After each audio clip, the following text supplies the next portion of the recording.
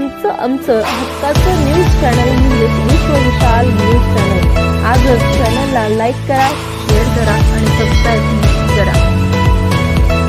रोहित पवार तुमच्या ज्या प्रॉपर्ट्या वाढलेल्या आहेत ते कुणाचे कमिशन घेऊन आणि काय आतापर्यंत कुठं काय खाल्लं तुम्ही आणि कशातनं तुमच्या प्रॉपर्ट्या वाढल्या त्याचं पहिल्यांदा उत्तर द्या आणि तुमची लायकीच काय।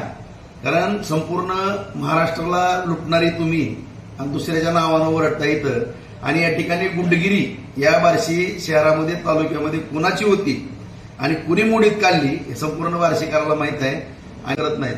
परंतु जे काही रोहित पवारांना त्याच्या परिवारांना आतापर्यंत चुकीचे महाराष्ट्रामध्ये धंदे केलेले आहेत सगळ्याला जग जाहीर आहे। आणि किती तुम्ही पुण्यामध्ये जमिनी हाणल्या, कुठल्या बँकेला टोप्या घातल्या, कसे तुमचे कारखाने उभे राहिले, मगरपट्ट्यामध्ये काय तुम्ही दिवे लावले हे सगळं माहिती आहे। राजा राऊताला तर जास्त माहिती आहे।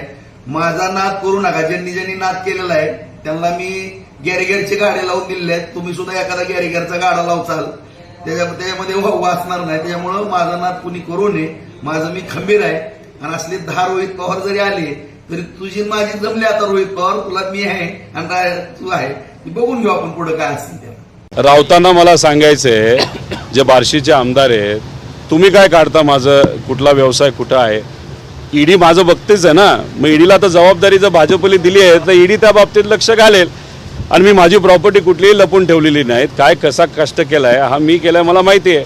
आता बार्शीच्या शहराच्या बाजूली 400 एकर जमीन कोणाची आहे, कॉन्ट्रॅक्ट कुणी घेतलेत, कुणी त्याच्यामध्ये भ्रष्टाचार केलेला आहे, कोणाची खडी, कोणाची वाळू, कोणाचा तिथं व्यापारामध्ये सुद्धा पहिला भाव कोणाचा निघतो, व्यापाऱ्यांना का मागे बसावं लागतं, ते ह्या सगळ्या गोष्टी माहिती आहेत। आता सामान्य लोक तिथलीच जर मला सांगत असतील असं वातावरण आहे, दहशतीचं वातावरण आहे, गरीब मुलामुलींवर तिथं फक्त भूमिका ही त्यांच्या विरोधात घेतली म्हणून त्यांच्यावर खोटे कारवाई केल्या जातात, हे सगळं तिथे असणाऱ्या जनतेला माहीत आहे।